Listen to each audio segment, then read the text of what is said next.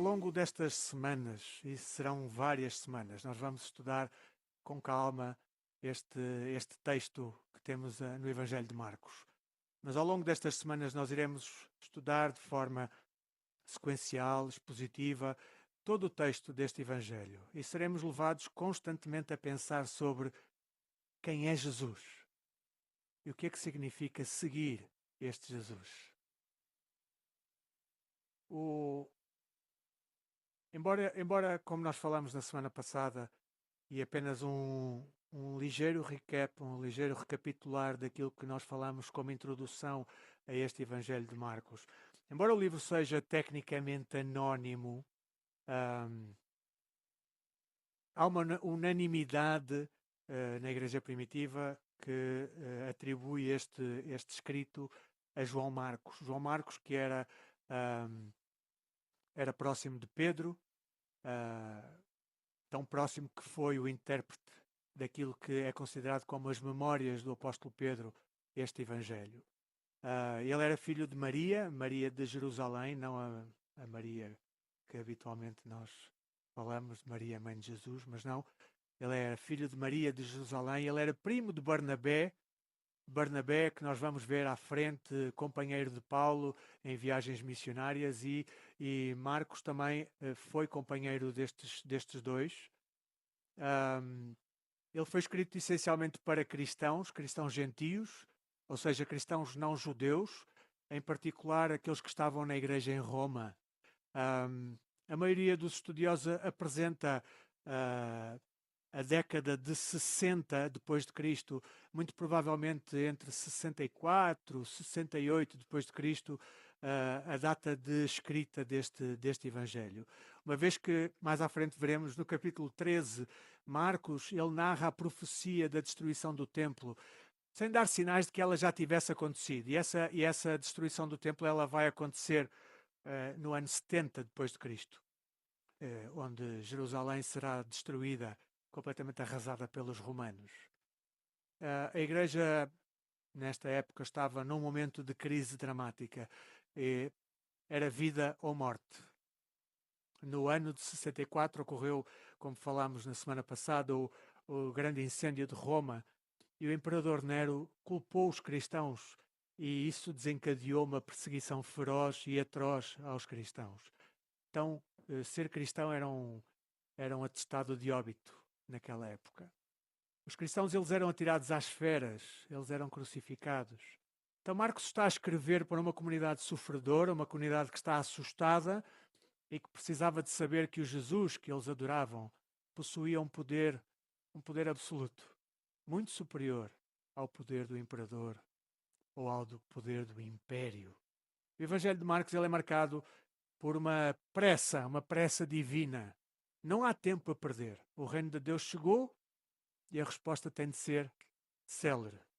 Há uma tensão entre os dois conceitos que nós vimos na semana passada e que dão origem ao tema da nossa série, imediatamente, o eutos, este imediata, e o metanoia, traduzido por mente.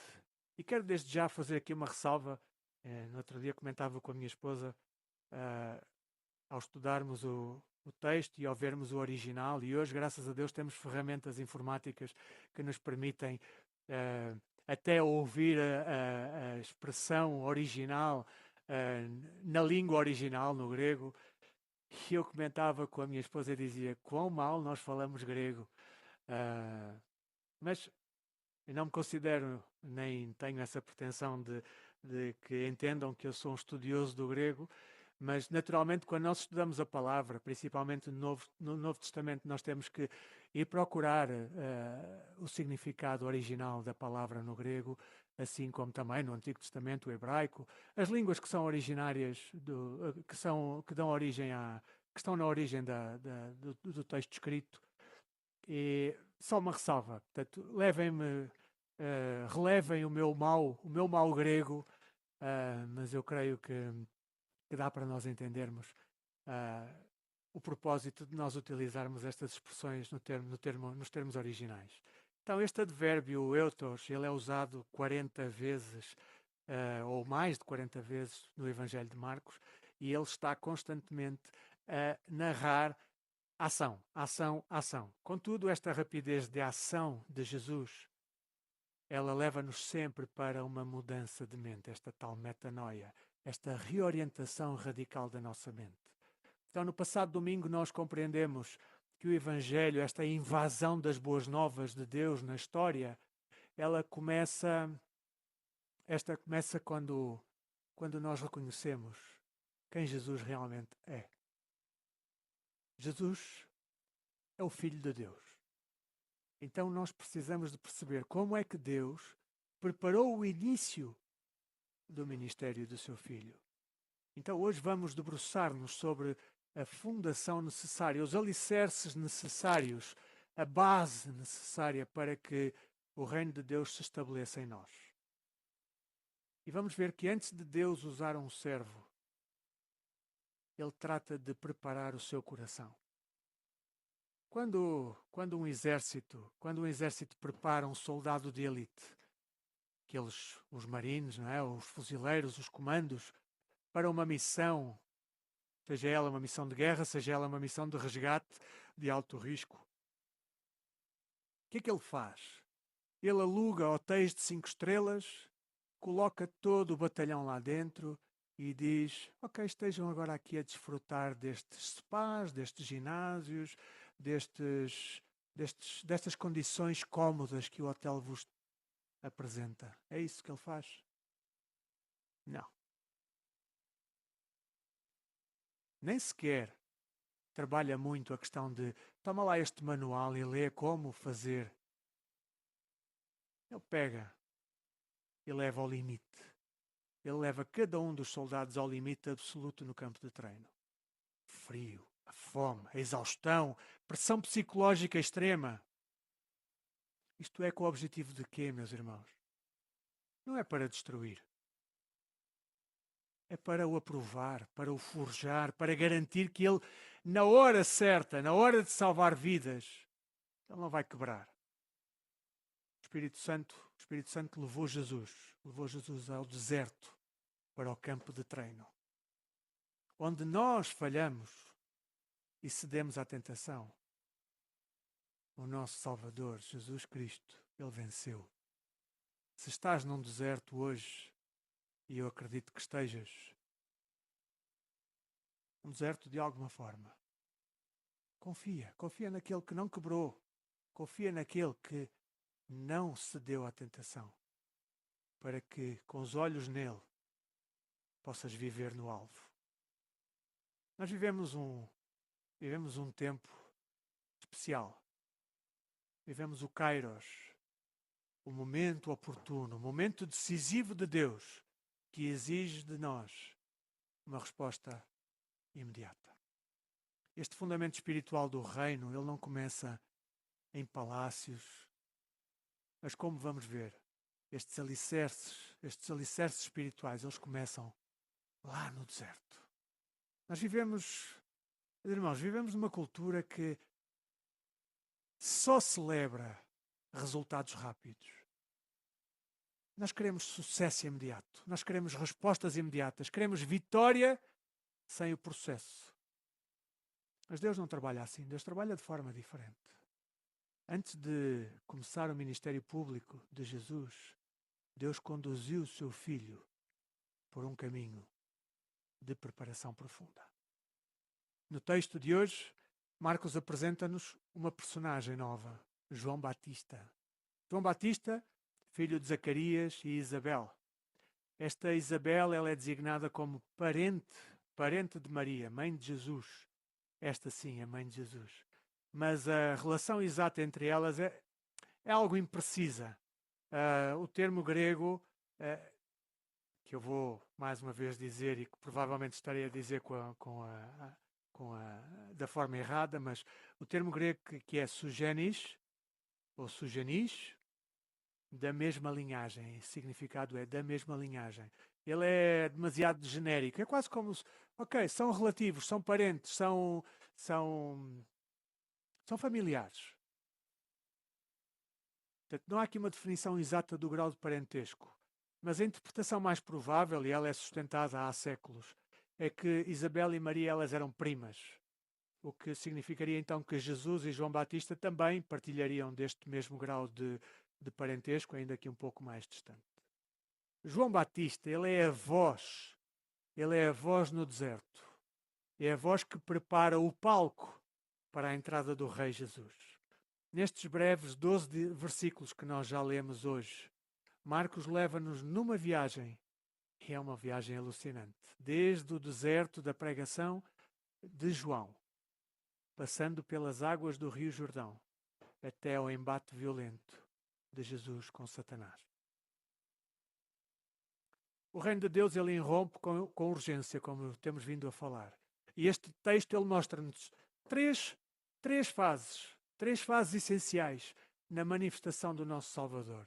São elas a preparação através de João Batista, a aprovação, ou seja, o batismo de Jesus, e a provação, a tentação no deserto. Antes da missão pública, há a preparação espiritual. Então, olhemos para o texto e vejamos como Deus orquestra a chegada do seu Filho nestes três movimentos claros que estão expressos neste texto. E os primeiros versículos 2 a 8 diz que, conforme está escrito na profecia de Isaías, eis que envio o meu mensageiro adiante da tua face, o qual preparará o teu caminho. Voz que clama no deserto, preparai o caminho do Senhor, endireitai as suas veredas. Apareceu João Batista no deserto, pregando o batismo de arrependimento para a remissão dos pecados. Saíram para ter com ele toda a província da Judeia e todos os habitantes de Jerusalém, e confessando os seus pecados, eram batizados no Rio Jordão. Por quem? Por João Batista. João Batista vestia-se de pelos de camelo e trazia um cinto de couro à cintura. Alimentava-se de gafanhotos e de mel silvestre. E pregava dizendo: após mim vem aquele que é mais poderoso do que eu, do qual eu não sou digno de, curvando-me, desatar-lhe as correias das sandálias. Eu vos batizei com água, ele, porém, vos batizará com o Espírito Santo. Marcos começa este texto citando as profecias de Malaquias e de Isaías, mostrando que a chegada de Jesus não foi um improviso de Deus. Deus não olhou e de repente diz: deixa-me lá mandar Jesus. Não, isto estava plenamente profetizado há muitos anos. Então, isto é o cumprimento de um plano traçado na eternidade. João Batista, ele não é apenas uma excentricidade histórica. Ele é o elo que une a promessa antiga de Isaías e de Malaquias ao cumprimento imediato em Cristo. Então João Batista é este mensageiro enviado à frente que referia a profecia. João é a voz que clama, o mensageiro que convoca a nação a uma prontidão moral absoluta. Ele apresenta uma distinção teológica severa. O seu batismo com água era uma preparação moral. É um sinal externo de disposição interna.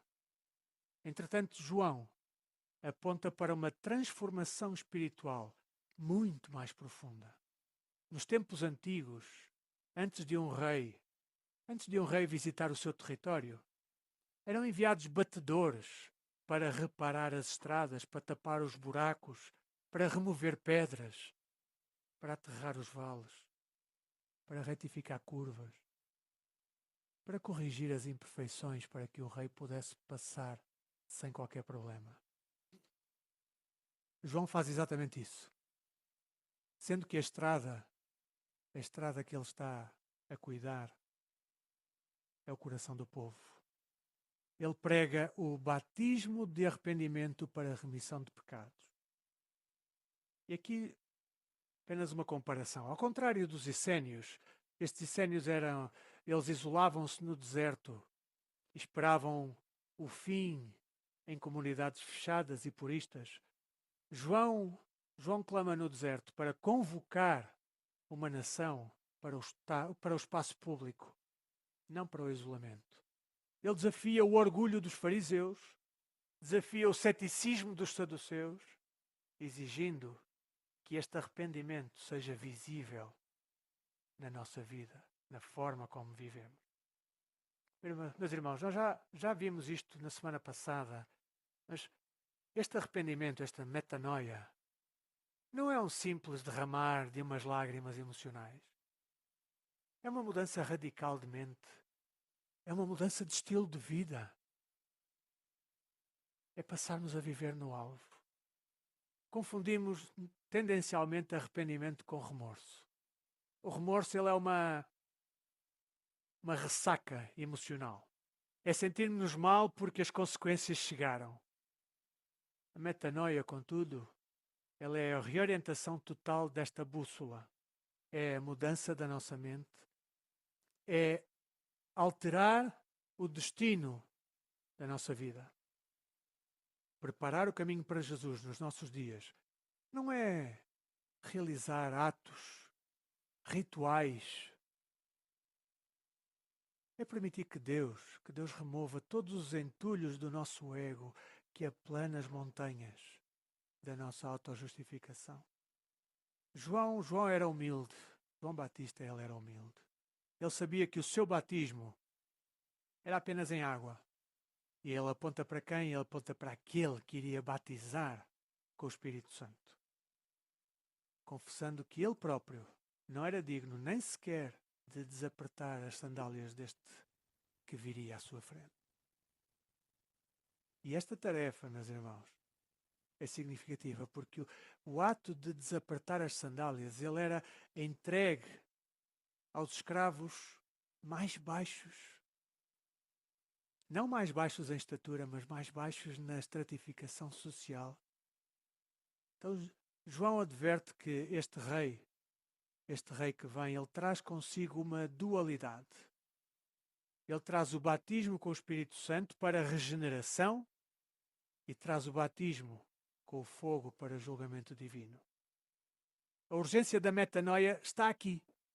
É aqui que está a questão.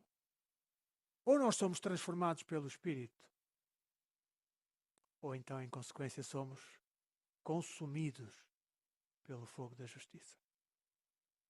A voz de João ainda hoje ecoa. Ele subverte a nossa segurança religiosa e chama-nos a alinharmos a nossa mente com os valores do reino antes que o rei se manifeste plenamente. O arrependimento é, então, o pré-requisito que é inegociável. Não há negociação possível. É preciso o arrependimento. Sem ele, o reino não é uma boa nova. Sem arrependimento, o reino é uma ameaça. Para que Cristo reine na nossa vida, a nossa mente, ela tem de estar preparada pela humildade e pelo arrependimento. E o texto continua, meus irmãos. E continua nos versículos 9 a 11, diz que naqueles dias veio Jesus de Nazaré, da Galileia, e por João foi batizado no Rio Jordão. Logo ao sair da água, viu os céus rasgarem-se e o Espírito descer como pomba sobre ele. Então veio uma voz dos céus: Tu és o meu filho amado, em ti me comprazo. De seguida, a câmara de Marcos, se nós pensarmos que o Marcos está a filmar, de repente a câmara de Marcos, ela foca-se em Jesus. Foca-se em Jesus, naquele Jesus que vem daquela pequena aldeia insignificante de Nazaré e que entra naquelas águas, eventualmente barrentas até, do Rio Jordão. E alguns perguntam: se o batismo de João era de arrependimento, por que motivo é que Jesus, o Cordeiro sem pecado, foi batizado? Precisava Jesus de se arrepender dos seus pecados? A resposta é profunda. Ele fê-lo por minha causa. Ele fê-lo para se identificar connosco, nós os pecadores. Ele entra na nossa lama para nos tirar de lá. O batismo de Jesus é a sua consagração como o servo em ação. Ao mergulhar no Jordão, Aquele que não tem pecado, o que é que ele está a fazer? Está a identificar-se connosco, os pecadores.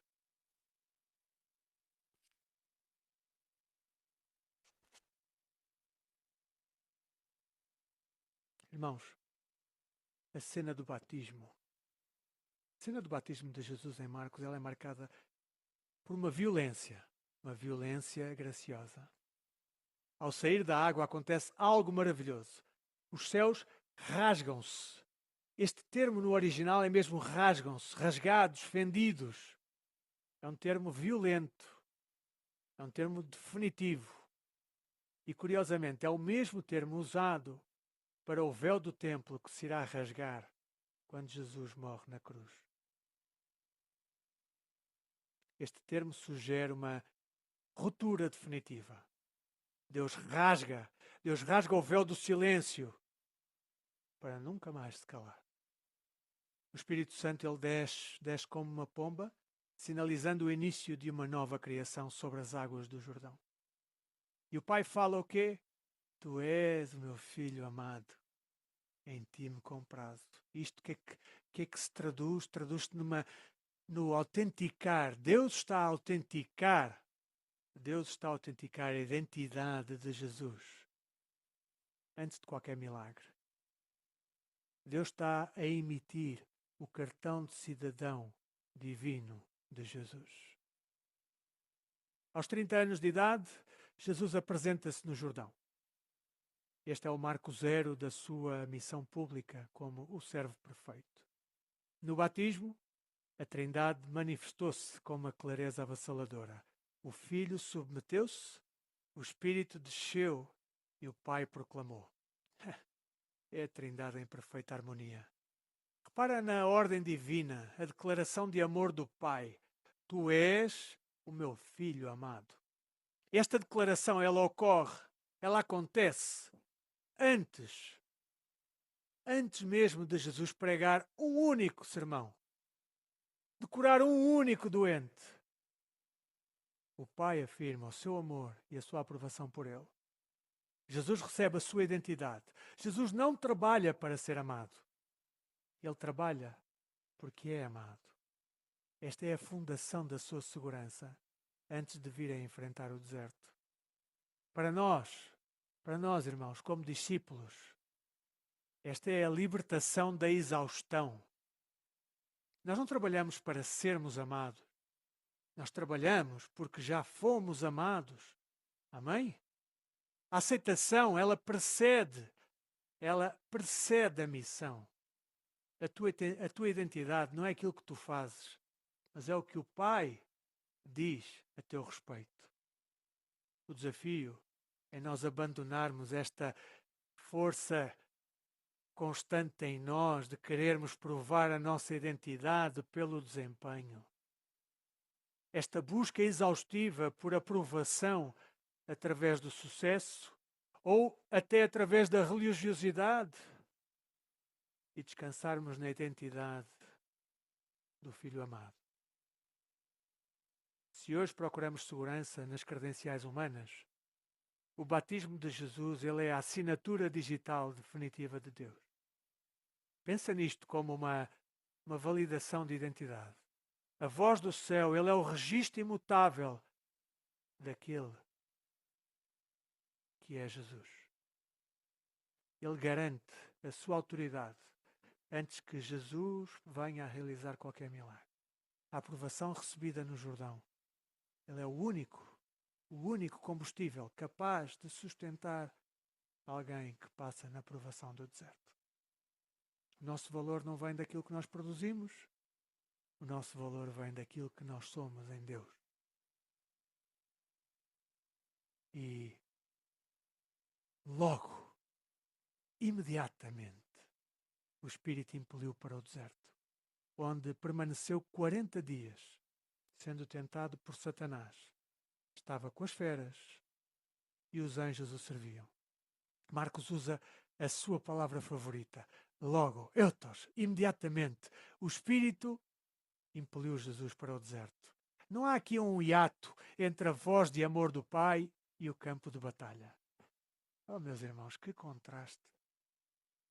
Imaginem só, do sorriso da aprovação do Pai para as garras do inimigo, para a batalha. O verbo usado aqui, o ekobalei, ele é muito forte. Significa que o Espírito o expulsa. O Espírito empurrou Jesus como a força para a arena da batalha. O deserto não é um erro de percurso. Não foi Jesus que se enganou no caminho e que acabou por ir para o deserto. O deserto é uma ação estratégica. Jesus não foi para o deserto para um retiro de férias. Ele foi para um embate. Um embate contra Satanás. No entanto, este deserto também não é um sinal de abandono. É o campo de batalha onde o reino invade e domina o mal. Marcos destaca as feras e os anjos, mostrando que Jesus é o novo Israel. O novo Israel que triunfa onde a nação antiga tinha falhado durante 40 anos de murmuração no deserto. O primeiro Adão, ele caiu em tentação num jardim perfeito, onde tinha tudo. E tinha os animais que lhe eram submissos. Jesus, o último Adão, ele triunfa num deserto hostil, esfomeado, rodeado de feras e do mal absoluto. A boa notícia, meus irmãos, é que ele venceu. Ele venceu onde nós falhamos. E na sua fidelidade, Deus não o abandona e envia os anjos para o servirem. O detalhe exclusivo de Jesus, o detalhe exclusivo em Marcos de que Jesus estava com as feras, ele é teologicamente denso. Ele é a reversão da queda. Em Cristo, o Shalom do Éden começa a ser restaurado. A criação selvagem reconhece o seu legítimo Senhor. Enquanto Satanás tenta desviar o crente através dos ídolos modernos, da conveniência e do poder, Jesus, ele permanece inabalável, sendo servido por anjos. Ele prova que o reino já começou a invadir e a saquear o território do mal. O deserto é a oficina onde a vitória é forjada, provando que em Cristo, a harmonia perdida, ela está a ser recuperada. Onde o primeiro Adão falhou num jardim de delícias e onde Israel falhou durante 40 anos, Jesus vem e triunfa. A vitória de Jesus, ela oferece um modelo para os nossos desertos. As feras de Marcos, elas não são apenas animais selvagens. Elas representam os perigos que nos cercam, os perigos do nosso dia a dia. As feras da ansiedade, a ansiedade paralisante que nos devora a paz. As feras da pressão social para o conformismo. As feras das tentações que rugem em silêncio. E as feras do isolamento digital que devora a nossa humanidade. A tentação, ela ataca justamente após os momentos de glória. O triunfo de Cristo garante que, mesmo cercados por predadores emocionais, há um sustento sobrenatural disponível para quem reside e resiste pela palavra que é perfeita. Como nosso substituto, Jesus, ele vence o tentador por nós. Ele não nos dá apenas um exemplo, nem sequer uma ilustração. Ele conquista a vitória. Aquela vitória que nós jamais conseguiríamos alcançar pelas nossas forças. O Espírito que nos leva ao deserto é o mesmo que nos sustenta no deserto. A vitória sobre o caos, ela é imediata para aqueles que estão em Cristo. Então, meus irmãos, o deserto não é o teu fim. Considera o deserto como o teu centro de treino. E a preparação para o reino não admite que tu te mantenhas neutro, que tu te mantenhas em cima do muro. O deserto, embora árido, é onde Deus nos molda o caráter. Esta verdade não é apenas uma informação para conhecimento. Esta verdade, ela tem que operar em nós. Tem que operar em nós transformação. Metanoia. Qual é o entulho da autossuficiência que tu tens acumulado? Onde é que estás a tentar ser o teu próprio Salvador? Através do moralismo? Através do ativismo? Em que área da tua vida é urgente a metanoia? Onde é que a tua mente ainda opera segundo o sistema do mundo e não segundo o reino? Tens andado a lutar contra as tentações para ganhar o amor de Deus? Ou estás a lutar a partir da segurança de já seres um filho amado? Viver no alvo, meus irmãos, é o estilo de vida que nós queremos ter. Da relação pessoal, direta, diária com Deus. Esta relação vertical que afeta positivamente as nossas relações horizontais em casa, na igreja e no mundo. De que forma é que isto se aplica ao nosso dia a dia? Todos nós sem exceção, todos nós passamos por desertos. Tempos de secura, tempos de luto, tempos de tentação, tentação feroz. Lembra-te que estar no deserto não significa que tu estejas fora da vontade de Deus. Foi o próprio Espírito que conduziu, que empurrou, que expulsou Jesus para o deserto. Então no teu deserto resiste ao diabo. Resiste ao diabo com a palavra. Confia que os anjos da provisão de Deus, eles virão servir, virão ministrar à tua vida. João Batista, ele preparou a estrada, ele tirou o entulho. Que entulho? Que pecado? Que orgulho? Que desespero está a bloquear a estrada do teu coração hoje? Meus irmãos, Jesus já desceu às tuas águas sujas e ele já venceu o inimigo por ti no deserto. A batalha já está ganha. O deserto, ele não é derrota. O deserto é formação. Não esperes por uma conveniência que nunca virá para te entregares totalmente à missão. Não, eu preciso ter primeiro a minha vida toda organizadinha para depois me entregar. Não esperes por isso. Estás calado, estás quieto, diante do chamado, é um perigo maior do que qualquer perseguição romana ou qualquer deserto atual. Imediatamente, hoje, metanoia, arrepende-te, rende a tua mente e o teu coração ao Rei que te ama.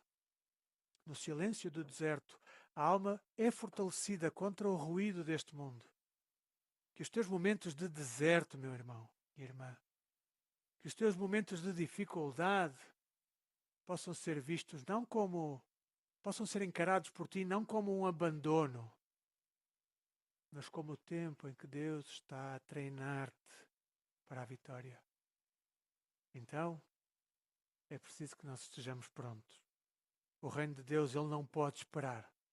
E no próximo domingo, meus irmãos, nós ouviremos o primeiro anúncio público de Jesus. O tempo se cumpriu e o reino está próximo. O chamado para a missão, que não pode esperar, é este. Jesus chama pessoas comuns, como tu, como eu. Jesus chama-nos para uma tarefa extraordinária e que não admite demoras. Então prepara-te para responderes sem demora.